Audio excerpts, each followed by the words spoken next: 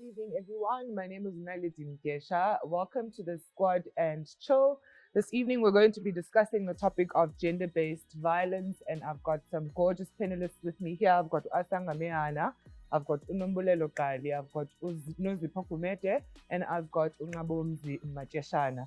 So just to facilitate the question, I'll ask an icebreaker. It's going to be a chat. It's going to be a conversation. Feel free to jump in where you feel you need to add anything.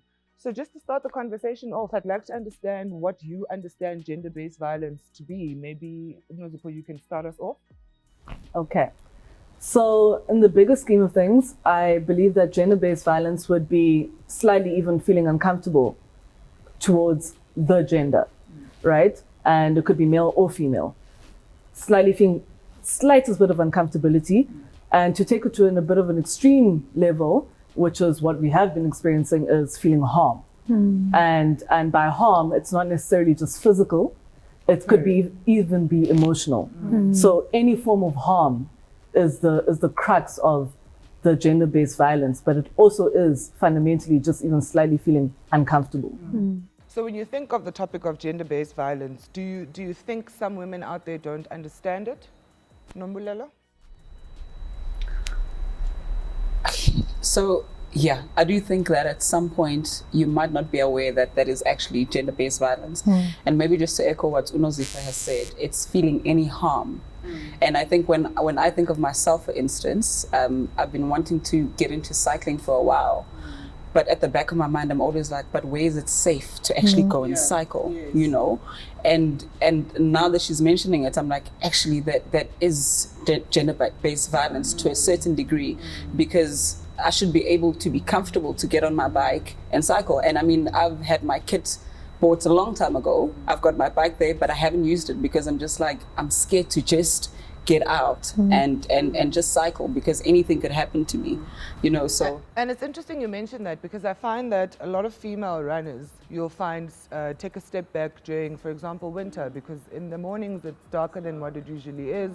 So the first concern and the first thing that comes into your mind is, oh my goodness, am I safe? Am I going to bump into a man or men that try to either rob me or rape me or whatever the case is? So it is quite a difficult thing to have to deal with. So, I mean, is this a topic that you guys think is frequently discussed in your circles versus those of men or close family or male friends in your lives? No? I think so. Well, in my circle personally, gender-based violence is something we talk about maybe every other day, because every other day we find out that there's a woman that has felt some form of harm from a guy.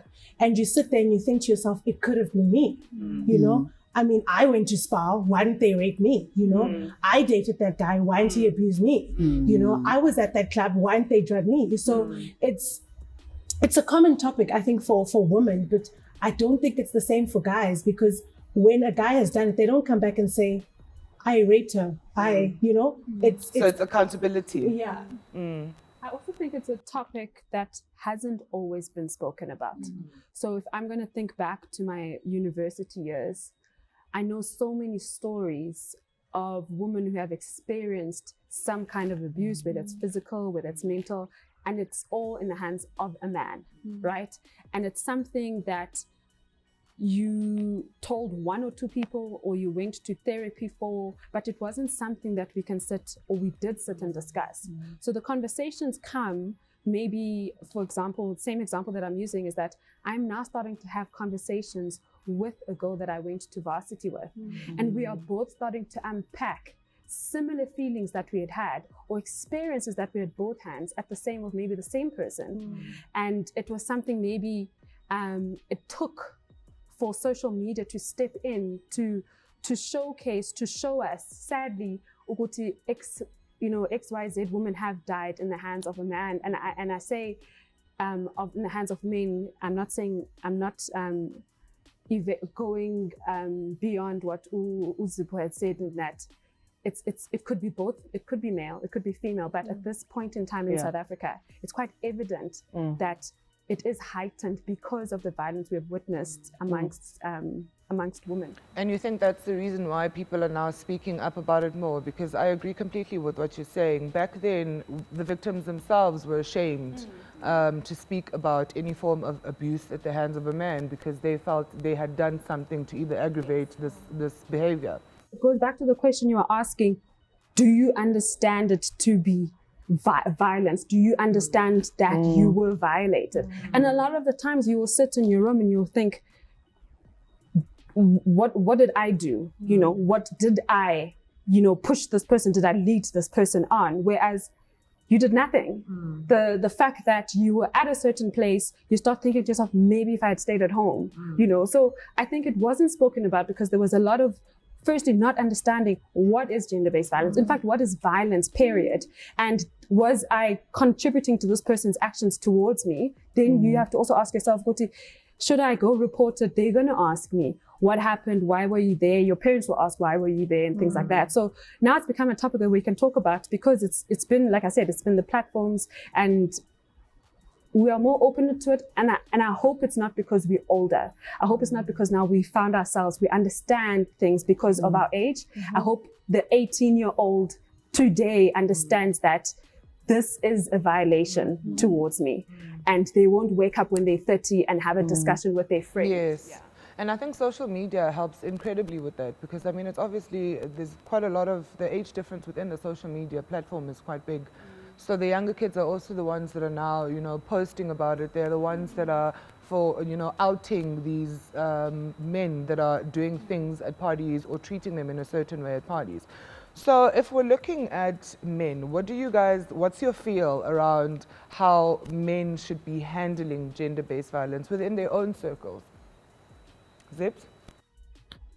So currently, I mean, within our immediate circles, and gender-based violence, as bad as it sounds, has become a buzzword, right? And it became a buzzword very recently.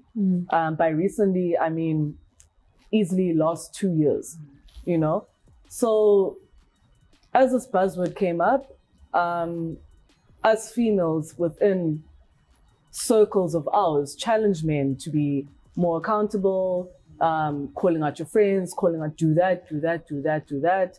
And look, I've seen it go in the sense that my friends will call out their male friends, but I've seen it go in a complete opposite way as well. So where men just turn a blind eye, yeah, knowing very well that they're like, in a circle with an abuser. I never saw that.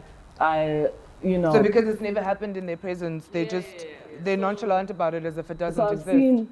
I've seen a lot of my friends be stand-up guys and literally head-on confronted, and whether it's to appease me or not, do it in front of me or do it in front of the person who had said, well, this person did A, B, and C. So I've seen that, but I've also seen a lot of males within the same circles literally just be like, I could never be him, like, and that's not what they're saying verbatim, but it's a matter of that could never be him. Yeah, your friend must have had it wrong. Yes. Maybe she had too much to drink. Maybe she, like stuff like that. So making excuses for their mates because they're just like their mate could never do that. And to some extent, I fundamentally also believe those ones who like my friend could never do that. To some extent, 100% they're not taking accountability, but to some extent, I also fundamentally believe that they believe that, because I've never believed my friend to do this, it's actually impossible. So I actually genuinely believe that they believe it. And I don't think they're being like, I'm going to shy away from this. I actually genuinely believe that they believe that. So, I mean, what's the way forward then when it comes to that? What do you think we need to do? What do we need to do as women? Is there something we need, or are we the ones that are expected to be putting solutions on the table? Now, I'll bring you to an example of an instance recently where we were with a group of friends sitting like this, mixed group of friends, and there was an instance where one of the male's friends felt uncomfortable because they were being hit on by a gay friend, right? And everybody, not obviously, but everybody in the room at that moment, in the presence of the gay man, was, how can I put it? We were all comfortable. We let it go. We laughed it off, and we also made sure that the straight male was comfortable to a certain point, right? After the gay friend left, he expressed his, I was so uncomfortable. And immediately, everyone was just like, oh, shame, man. It's so unfortunate. And Naledi's point was, I hear you. And, they shouldn't have made you feel this uncomfortable. But the one thing she said was that my second point is that, why is it that you can't see what we are saying? The fact that you can sit in a room and be made uncomfortable by someone's not even close to you, but just in the manner in which they are looking at you. And the first person to react was another female. And they didn't understand what Naledi was actually saying. They were still on the first point of, no, but they shouldn't have continued hitting on him because Ustraighten had made him uncomfortable. So even as females, we also need to step back and see these things and realize them, because the fact that they're uncomfortable because another person looked at them in a certain manner is what we go through every single day. Whether you're going to the shop, whether you're taking a jog, it's what we go through every day. The cat calling. Yes. So when and you being made feel uncomfortable, at no point did he register that what you were saying is, can you take this feeling that you have now and apply it to the women in South Africa? Apply it. And also make sure that your friends understood the feeling nendinayo. It's the feeling that every woman in South Africa feels every day. Even in a close family, friend circle, it was a feeling that he should then be able to say, Chomi, suyenza lonto because injena into. Yeah, he should be able to call out his own friend and say, you're making her feel uncomfortable. She says you're looking at her in a certain way, don't do this, don't do whatever. So I hear you, Asanga, completely, and I think what generally happens is that as women, we'll point obviously to the other gender and say, men don't understand, men don't take accountability, men don't do this, they're not finding solutions. What about the princess patriarchies is what I call them, that come up and are enablers of this type of behavior? How do you feel about those women that come up and say, yeah, well, Lady was wearing the shortest skirt at Taboo last night. Obviously, a man was going to grope her. Those we are living amongst women that think like that as well. So what are your thoughts on that? What are your thoughts on women that are enabling this type of behavior? It's sad. I think it's sad. And I've had an encounter with women like that, and I caught myself saying, I wish it happens to you so that you get it. But it's terrible, because then it puts so much hate in you that you start wishing something negative on someone else. Why am I not allowed to wear bum shorts if they sell them? Why must I be considerate that, shucks, if I wear these shorts, it means that I'm going to attract attention that I don't want? Why is it that a man can wear shorts and walk freely and nothing's going to happen? But when I do it, I need to be conscious, like, am I sitting correctly? Is he going to say something? Why must I always be so conscious of stuff, And it's sad that another woman is the same person that's going to say, I asked for it. How did I ask for it? By wearing clothes. I didn't stand there and say, rape me. I didn't stand there and say, do something to me. I just wore. So they only understand it once it then comes close to their circle, or it happens to somebody closer to them. Then they only tap into, okay, crap, this is something that's actually problematic, and women are dying in this country because of it.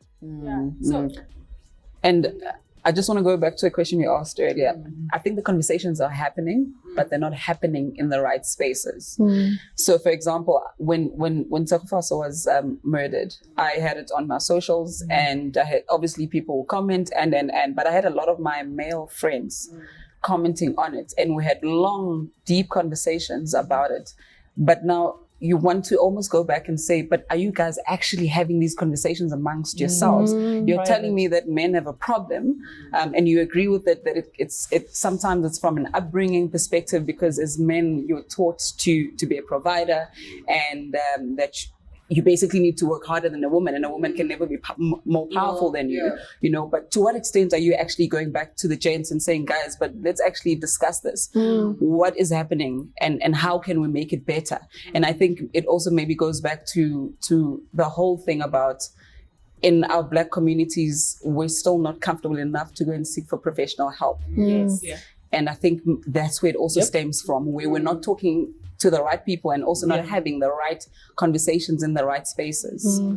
And I like the fact that you mentioned having conversations in the right spaces, because that's something that's very important and something that's generally not happening amongst, you know, the men and their circles, right? They don't see it. I don't know if I almost don't want to say they don't see the importance of what's happening in the country, but somehow they just are so scared, because what I've noticed is that a lot of men, when they look into their past, they may have done something inappropriate that the woman could consider abusive. So they get so scared to share their opinions on public platforms just in case, because you know how social media works. Someone on Twitter is going to come out of the archives and be like, we're in university, this is what you did. You know what I mean? So that's maybe something that we as well need to consider when we are discussing the topic of, you know, how do they tackle this pandemic that we're facing amongst themselves. And it brings me to what's now termed as the cancel culture, which seems to be the thing, you know? There'll be this one person that's outed on Twitter and everyone's canceling this human being. You're done, you're this, you're that. How long does this cancellation last? Because you'll find that 2 months down the line, everyone's following this person again. This person's back, this person's living their life like nothing happened. So what's your feel on cancel culture? Is it necessary? Should we be doing it? Should we be finding better ways of dealing with the situation? So I'll tell you why I don't agree with canceling being a culture. Fundamentally, in leave GBV out of it. If someone does something that's wrong according to your morals, according to your principles, someone does something that's wrong, you as an individual, you will just be like, I'm done with this person. So for us as a nation, for us as a squad, to now have to go cancel someone, I feel that's silly, because what's going to happen is we'll be a squad on social media. Kandi, back at the ranch, you're having drinks with this person. And now you're going to be fetched for having drinks with this person, because Kalogo on Facebook and on Twitter and on Instagram, you said you cancelled them. And which is why I don't agree with the cancel culture to begin with, fundamentally at all. It's a facade. Because people don't follow through with it, right? And for me, like, if you are done with that person, be done with that person. You don't have to announce it at all. You personally know that you're done with that person. You know that that person went against all the things you believe in. You know that they went against your principles, your morals, your values. So you be done with that person. You don't have to announce it, you know? And that's why now we get into a point where we've all cancelled someone, but 2 months later, you busted and you caught out because you now playing R. Kelly's music. But fundamentally, actually, you were cool with R. Kelly. You know? And you genuinely like the gent's music. You genuinely just dig his music. He just makes good really songs. just love his music. And you may not agree with everything that he's done, but you love his music. And now, also fair just for simply listening to his music. So that's why I'm like, I don't agree with cancel culture at all. Do what you want to do and stick to that. And don't follow the crowd. Don't jump onto these bandwagons because they're silly. Because fundamentally, when you go to sleep at night, then sharp. When you're sleeping at night, then it means that the problem. So I've got a question on what you're saying. I'm sorry, love. No, of course. I think for me the cancel culture was just pushed too far. But at the same time, I applaud people who speak out. Because the reason we still live with rapists is because I'm done. Yes, I get done with them by myself. So Usbu raped me or Usbu manhandled me, and I kept quiet. And then I saw Unaledi dating Usbu. And because I never came out about it, Unaledi now experiences the same thing. Right? So surely there should be something good about the cancel culture. In that if this guy has done something to me, the world needs to know. So that when Unaledi goes there, she's well aware of the character of this guy. But that's not canceling, that's raising awareness. There was a list that went out on Twitter. And it was we all know about that list. And it was females, right? Anonymously coming out because of fear. And there were a few guys that we knew out there, but there was one particular gent. And all these girls told the same story. So that kind of outing is necessary. Yes. That person should definitely be cancelled because They it's should clear. definitely be cancelled because Yeah. you might find that there was someone who was sitting at home thinking, "Guti, no balendo yenze kumdedwa, wathula kenzanto." Yeah. And that person is now out there having the time of their lives with all their friends. Yeah. Where now you have now left the country, you've changed your life completely because you can't deal with the fact that this person is out there doing what he does and everybody is supporting him and his life. Do you understand? So you are left isolated. Sure. But by having that and knowing Uguti, there was more than one of me, Sure. that is maybe the courage that you needed maybe earlier on to go to the police station. Because if there's more than one case, it means and he's doing it because he's successful and he's doing it because And no one's Situle. reporting it and no one is speaking Exactly. up. Yeah. So you're also right by saying, Guti, your friends, they don't in their core believe Guti La Chomi Yake was capable of doing that. Doing something like that. But when there's more than one girl, because then short skirt ngalamini. Or too much to drink. But now you've done it to Nalet was wearing jeans. You've done it to, whoever else and they were wearing something else. So the problem is not the woman. It's the person who keeps repeating what they're doing because society has allowed it and he's had the platform and just the space to be able to do it. So to a certain degree, yes. I don't know if the term is right or the culture of it is I right. think there needs to be a distinction between raising awareness and cancelling. So, for example, 10 girls speaking out on this same person, that gives you a right to be like, hey, this person is definitely. To what? Cancel this person. No, not cancel. Now I'm saying the distinction is 10 girls say the same thing about the same guy. Believe it. And that is raising awareness. Now you can't even fight it. You can't even be like, it's iffy, he could have, no. Now you can't even fight it. But now canceling comes in, again, at an individual level, where you still can be as shitty as you might be, as his mate, to be like, no, I believe it.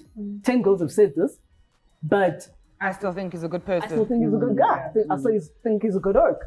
Okay. So that's why I'm like, cancelling and awareness are completely different things. And why social media has made cancelling this huge thing is because the assumption and the entitlement we have to information is that as soon as we are told a story and it's 10 girls, everyone is assumed to have to cancel. And that's entitlement.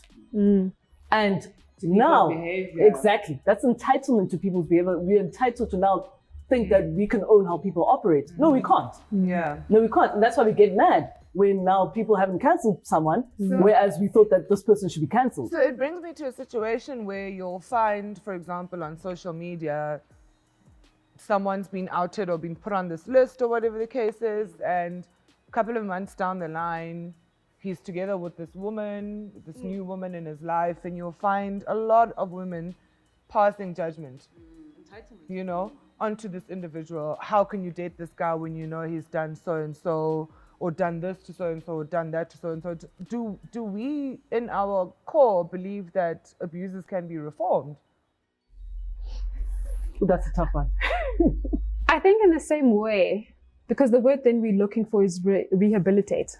In the same way where there are steps in rehabilitating drug use, whatever the case may be, surely there is a way to rehabilitate from abuse, being an abuser. Ne?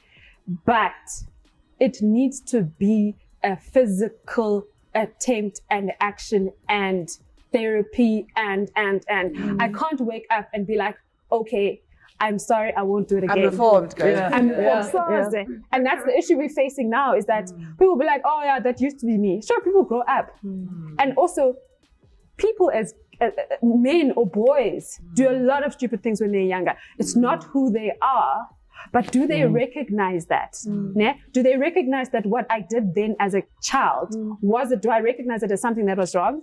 That it's something that I was sorry for, number one. And do I, once I've accepted, go to dinengxaki, because clearly if I've done it more than once, it's an addiction, it's a problem. Do I recognize that?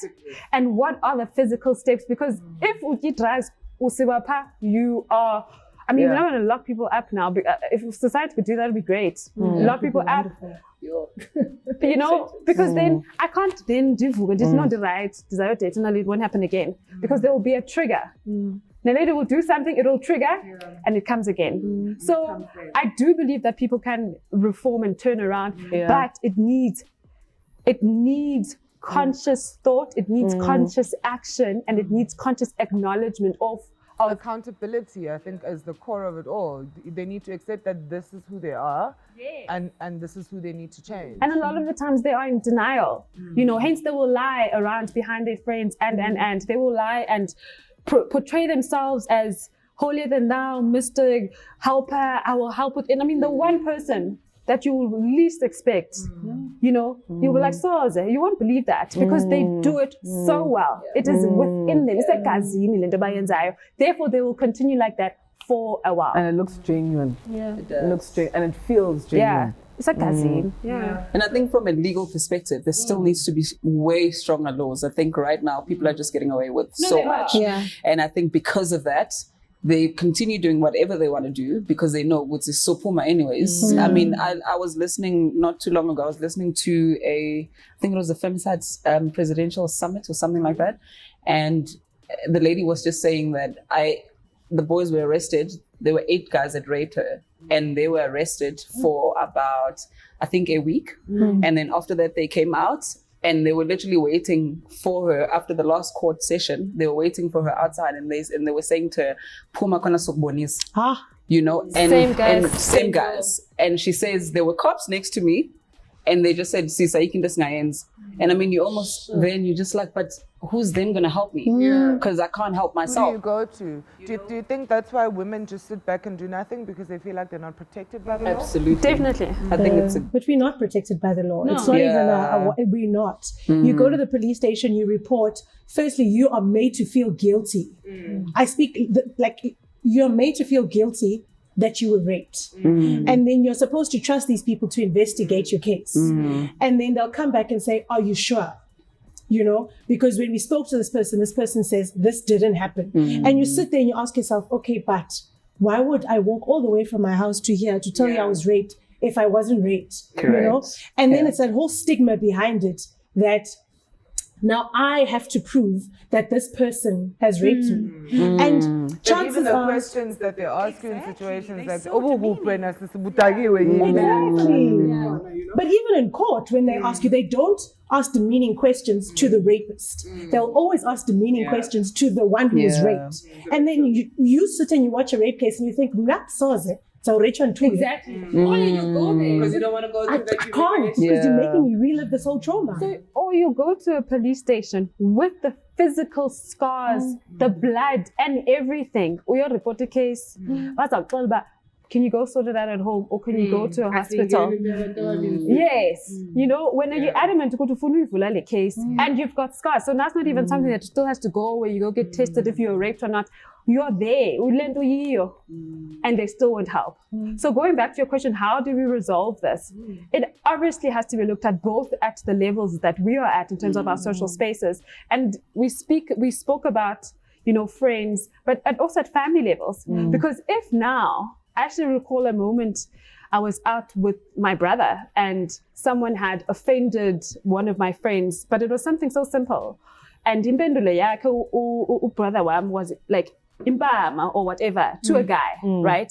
But immediately, I think I stopped him in that suyenza because you're going to perpetuate thetha naye uthi please whatever the case may be. So iqala apho ukuthi what role does the family play? Because there's families who will sit with abusers and then they'll be like, yo, hayi wethu kodwa la mfazi wakhe, you know, banjalo wethu la mfazi wakhe unjalo. Call him out. And it starts in the family. So it starts at those social levels of family, of friends, and it also needs to then become something higher than that. It needs laws in place because I can't now from court a week later and the same guys are there. So just look at it from an upbringing perspective, looking at the levels that you're mentioning now, you know, do we think maybe parenting needs to be different? Do we need to be younger? I mean, do we need to speak to our boys when they're younger? What are we supposed to be teaching our kids? Because I think, like you said earlier on, Asanga, that it's something that happens from a young age where a small boy will do something that he knows is wrong but gets away with. So the behavior then continues. Do we need to maybe look at different parenting styles for boys versus for girls? I don't think we even need to look at different parenting styles. We just need parents to be present. And I think that's where it starts with boys or just, in fact, children. You know, when the parent is not there to parent, I think that's probably the first issue. And once we speak of parenting styles, at least then we're speaking of parents who are present, but just maybe need guidance. In South Africa that we deal with anyway. Ladies, I'm going to cut us off. We're out of time. Thank you so much for having this chat with me. I know, right? It seems like it was so short and we continue on and on. Thank you. I'm so grateful for you. Thank you for coming to share your views with us. Thank you so much for everyone else that's watching. Hopefully you guys have learned a lot.